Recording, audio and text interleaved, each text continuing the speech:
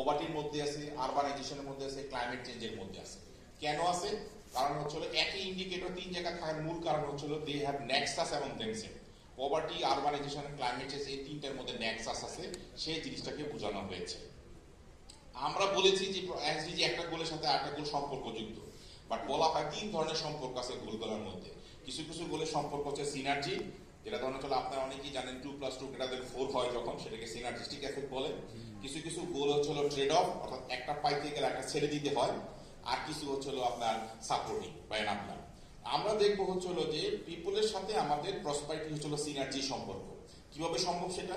যদি আমি আমার দেশের লোক সংখ্যাকে দায়িত্বশীলের উপরে তুলতে পারি, যদি তাদেরকে পুষ্টিকর খাবার খাওয়াতে পারি, যদি তাদেরকে সুস্বাস্থ্য অধিকারী করতে পারি, যদি তাদেরকে সুশিক্ষা দিতে পারি, যদি আমি ছেলে মেয়ে সমানভাবে বিকশিত করতে পারি, ডেফিনেটলি আমার প্রোডাক্টিভিটি বেড়ে যাবে।